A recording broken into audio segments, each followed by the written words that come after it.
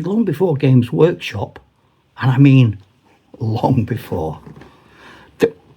There were some great games. Avalon Hill games, The Sorcerer's Cave, Mystic Wood.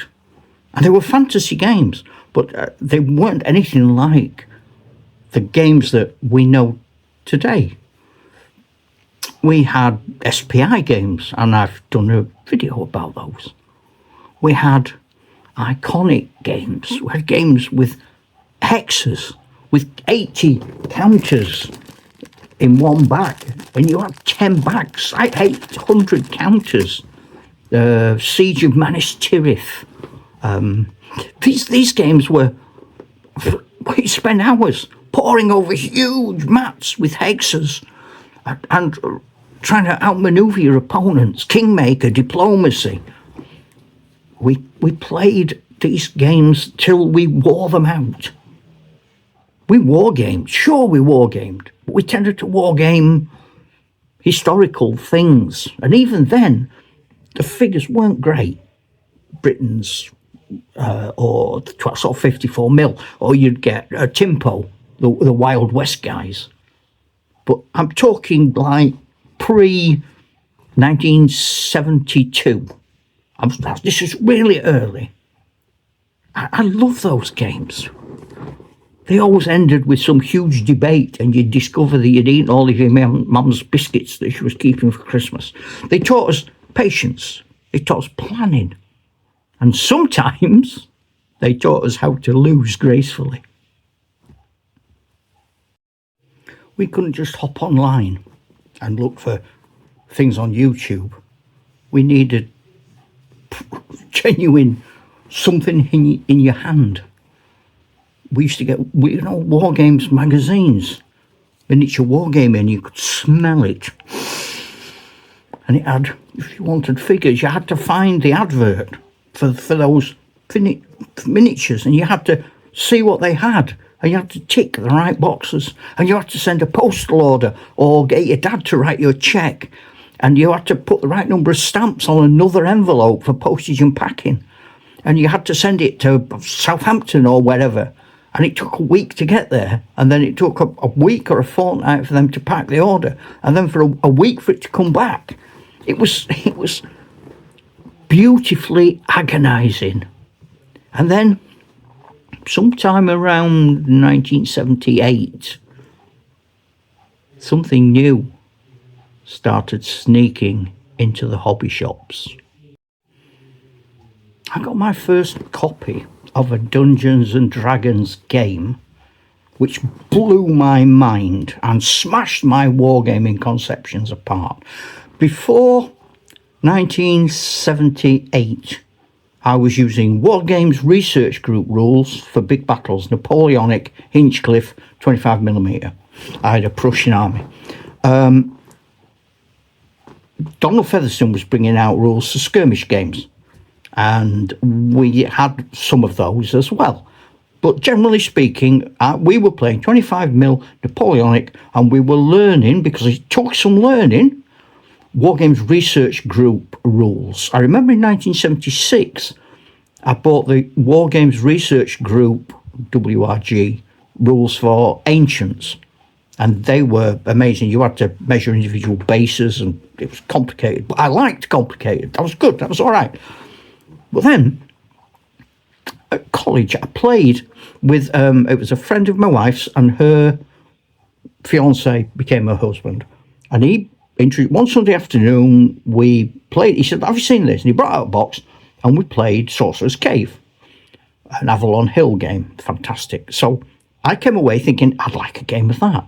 So I got my military modelling, and I looked through to find the Avalon Hill page, and there was one, which just wasn't always true. And I ticked the box for the Sorcerer's Cave, and I sent off my money, and I waited. And I went down to the post office, and I picked up my parcel, and I came home, and it was Dungeons and Dragons. It wasn't the Sorcerer's Cave. I ticked the wrong box. And it wasn't even like a proper Dungeons and Dragons. It was a module, the Tomb of Horrors. I've got the Tomb of Horrors. I'm going to play it using 70s figures on Halloween, which is a few weeks to go yet. So I didn't know how to play it. So then it didn't make sense.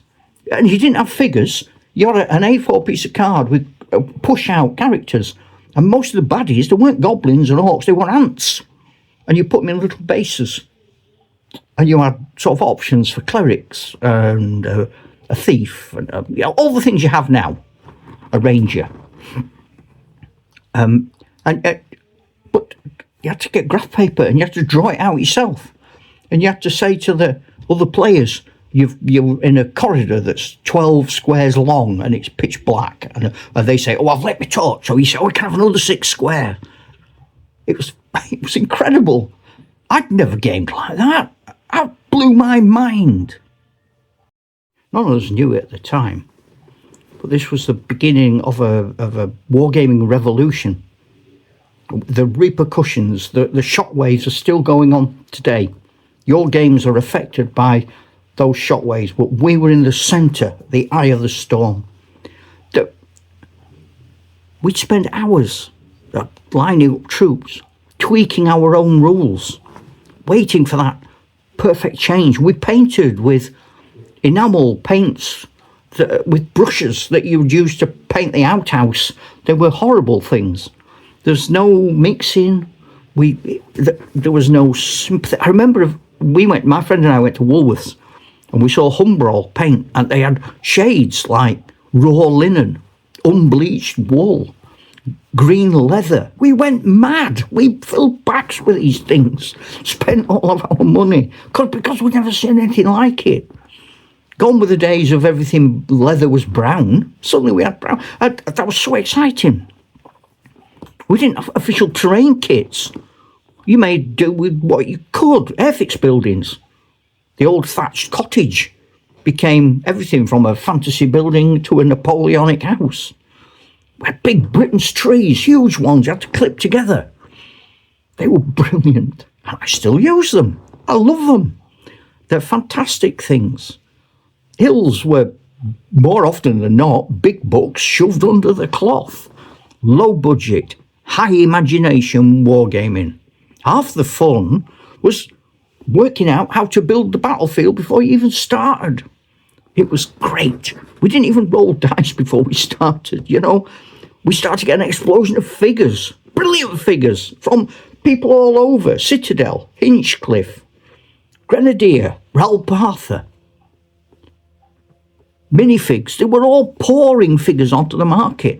And they went from sort of the Tolkien type Lord of the Rings that miniature figurines did, or the historical things.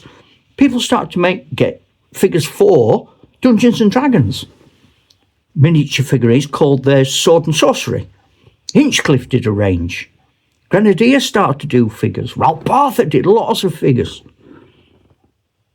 They were all appearing at this time, and they were all usable with different groups. You didn't have to say, oh, I collect Citadel, so I can't have a Hinchcliffe Giant. If you liked a Hinchcliffe Giant, you went and got a Hinchcliffe Giant. It was great. And slowly, over time, 77, 78, 79, the little spark that had been lit became a flame. And our growth in the hobby, knowing more, understanding more, the discussions we had in pubs and war games clubs and in sort of dark rooms lit by candles where we all wore cowls and drank from goblets, drinking horns. We were formulating a world view of gaming, and we were fanning the flames. We were making it happen.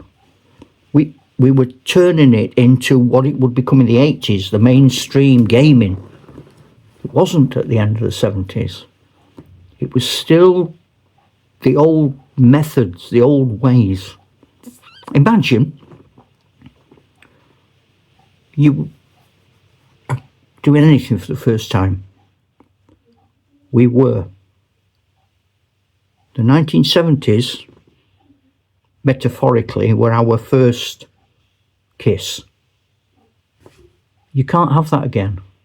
You can have better kisses. You can have more meaningful kisses. But you can't ever have a first kiss. It's a unique moment in your life. And that was ours. Now, what I would say, if you were a gamer of my era and you understand this, hopefully you'll have some lovely nostalgic memories of what I'm saying. If you are new to the game, experience it, love it, take it in, dive in with both feet. Don't be tentative and don't think, what am I going to play?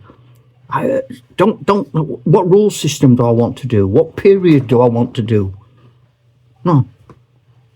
How do I get a big army? What can I afford? I had my first fantasy army. I had 2 Haradrim. I had 2 Nubian archers. I had 4 Indian light cavalry as Rohirrim. My army was tiny. Probably about 30 figures a side, maximum. I wasn't looking for huge armies. I couldn't afford huge armies. I couldn't paint huge armies. We didn't have that. We didn't have shelves and shelves of figures. I had all of my army, my entire army, fitted in a biscuit tin. And I used to carry it with me to the War Games Club on the bus. My scenery probably went in a cardboard box under my bed. Not now. I couldn't do that now. You will have had, or you will be having, or you will have a commencement point in this beautiful hobby. Please, I ask you, if possible, enjoy it. It's a great journey we're on, isn't it? Eh? I am so happy to be a wargamer. And I'm so happy to be sharing my wargaming experiences with you. Ta-ra, Chuck.